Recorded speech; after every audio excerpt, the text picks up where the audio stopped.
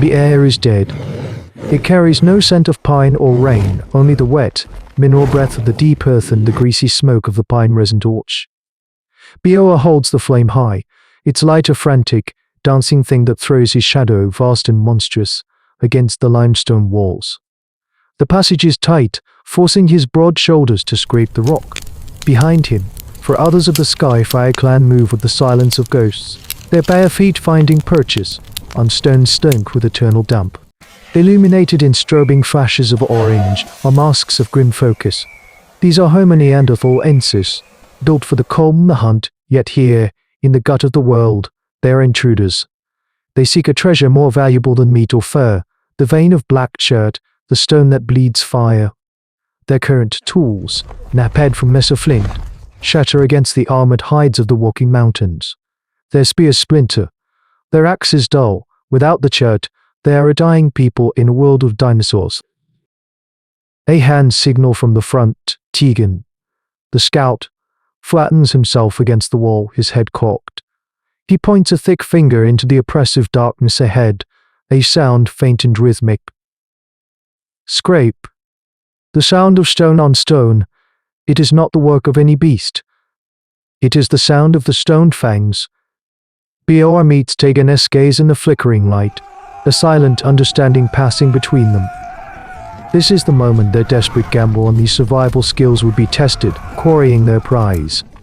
The Skyfire clan extinguishes 2 of their 3 torches, plunging the passage into a deeper, more treacherous gloom. They advance, their stone-tipped spears held low. The scraping grows louder, punctuated by grunts of effort. The light of the stone finds, own fire spills from around a sharp bend just ahead.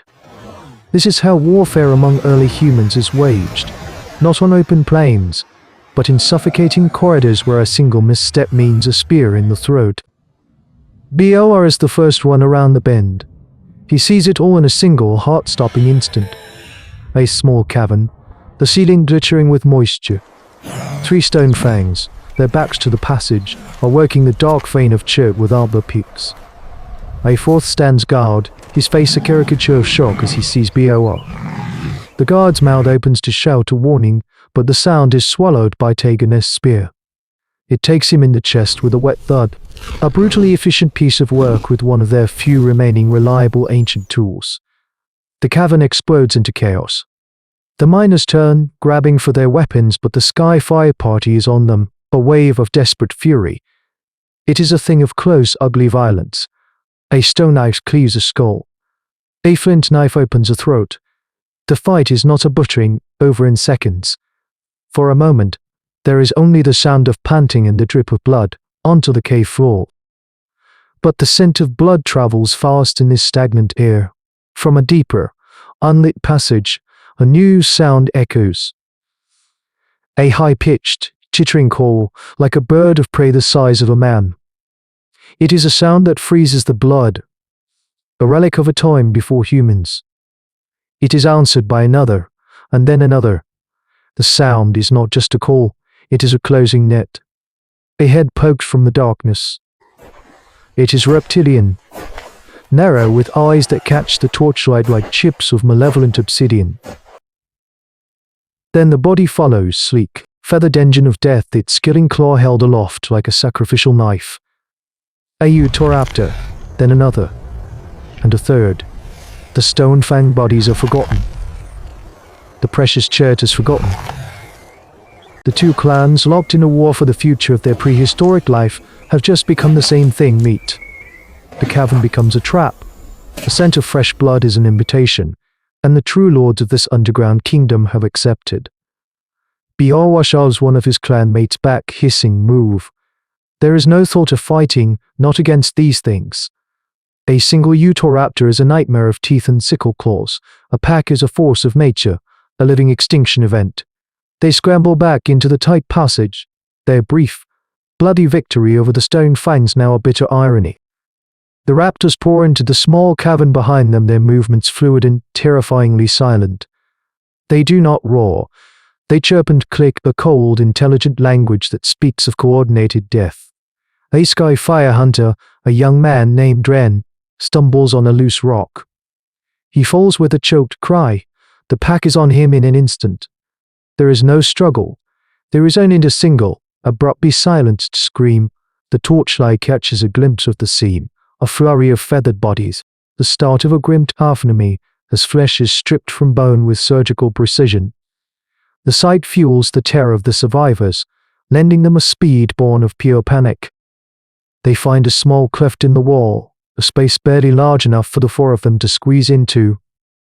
They press themselves back into the rock, their chests heaving as the raptors, having finished their meal, investigate the passage.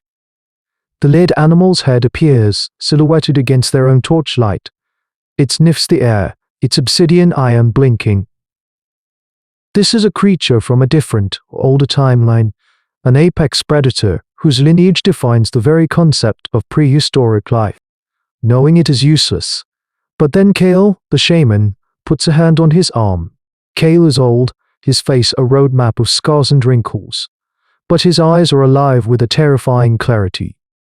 He is not watching the lead raptor. He is listening. He hears the clicks of the pack echoing from deeper in the cave.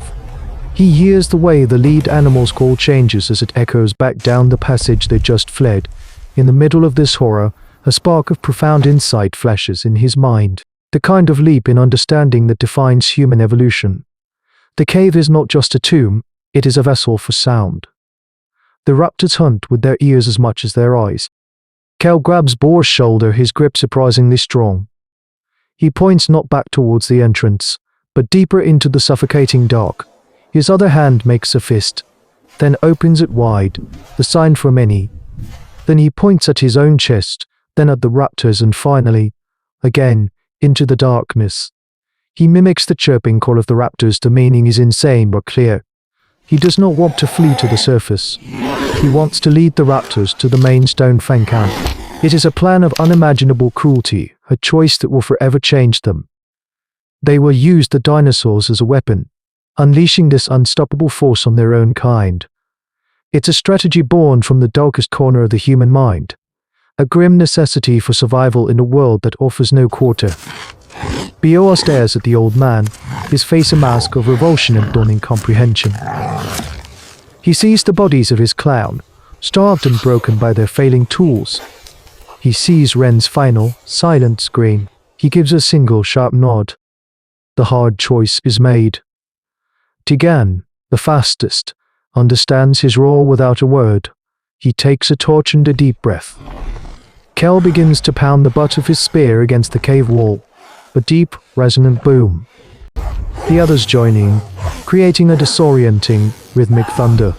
The lead raptor cocks its head, confused by this loud, aggressive display. Then Tegan sprints from the cleft. He is the la, and the rhythmic pounding behind him is an irresistible draw to the pack's predatory instincts. The raptors, their confusion turning to focused aggression, surge after him. They abandon the passage to the surface and charge into the deep dark, a river of claws and teeth flowing towards the heart of the Stone Fang territory. Boa, Kale, and the last hunter follow at a distance, their faces illuminated by the single torch, not as men fleeing a monster, but as grim executioners following the path of the living plague they have just unleashed. The screams begin long before they see the firelight. They are not the sharp, quick cries of a successful hunt, but the drawn-out, terrified shrieks of a slaughterhouse. The booming of their spears against the stone has ceased, replaced by a symphony of reptilian chirps, human agony, and the sickening crunch of bone. Tegan rejoins them, appearing from a side passage like a phantom, his chest heaving, his eyes wide with the horror of what he has led. He has done his part. The Skyfire's survivors creep forward to a ledge overlooking a vast central cavern, the heart of the Stone Fang domain. The scene below is a vision of hell, a living to blow straight from the darkest fears of ancient humans. The Stone Fangs were caught completely by surprise. Their main fire, a large, well-tended blaze, illuminates the chaos in strobing detail. At least a dozen Utahraptors are in the cavern, a feathered whirlwind of death. They are not just killing. They are dismantling the Stone Fang clan with the systematic efficiency of sharks in a feeding frenzy. The Stone fight back with the courage of cornered bears. A massive, bearded warrior swings a heavy stone axe, catching a raptor mid-leap and crushing its skull. But to others are on him instantly, their sickle claws disemboweling him before his body hits the ground. A woman tries to protect her child, shielding him with her body, but a raptor simply leaps over her, its jaw snapping the child's neck. The entire brutal episode is a chilling spectacle of dinosaur battle, where the warm-blooded mammals stand no chance against the cold, reptilian perfection of these killing machines.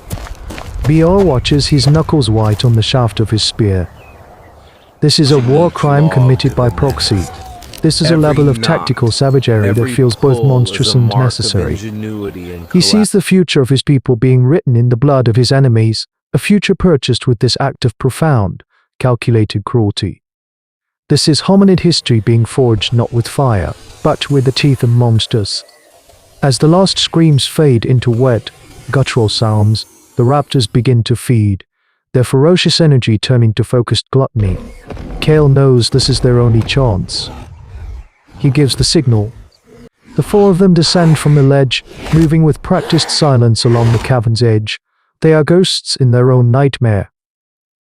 The raptors, distracted by their gruesome feast, barely register their presence. The ground is a treacherous landscape of dismembered bodies and discarded weapons, a grim gallery of primitive technology rendered useless. Their target is on the far side of the cavern, a massive, gleaming wall of pure black chert, the geological prize for which this entire war was fought. A few surviving stone fangs are huddled there, wounded and broken, watching the raptors with dead eyes. They are no longer a threat. They are no longer a threat. They are just the last witnesses to their clan's extinction. The Skyfire clan reaches the chert vein. Bioa runs his hand over its cool, smooth surface.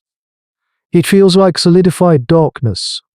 He can feel the power in it, the promise of sharp edges and unbreakable spear points. He turns and sees a stone-fang survivor, a young woman no older than his own daughter, staring at him. There is no hatred in her eyes, only a hollow emptiness. It is an actor prizes even himself.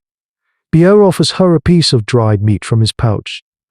It is an act of pity, a flicker of humanity in the abattoir they have created. She stares at it, unconfronted. The war is over. The Skyfire clan has won. They have secured their future. But as the raptors continue their feast behind them, their chirps of satisfaction echoing in the vast, dark cavern, BOR understands the terrible price. They are no longer just hunters. They have become something far more dangerous. They are the men who command monsters. They are kings of a dark, bloody kingdom, and this cave, their prize, is also their prison. The echoes in this place will never fade. The cavern, now a tomb for the stone fangs and a larder for the Utahraptors, has become the Skyfire clan's fortress and their curse. They live in the shadow of their own weapon, quarrying the precious chert by torchlight, their every moment underscored by the clicks and hisses of the satiated beasts that are now their permanent neighbors. They have become creatures of the dark, their eyes adjusted to the gloom. Kale's gambit was an act of evolutionary genius, a turning point in the silent and documented wars of prehistory. He traded one enemy he could not kill but could, perhaps, control. This is the grim calculus of survival that paved the long road of human ancestors. It was not nobility or strength that allowed our kind to claw its way out of the food chain. It was the willingness to make monstrous choices, to weaponize the very nightmares that hunted them, and to find a home in the darkness others feared. Their victory was not an end to fear, but the discovery of a new, more manageable terror. The Chronicle of the Skyfire clan is a testament to the brutal intelligence that flickers at the dawn of our species, a light born in darkness, fueled by desperation, and paid for in blood.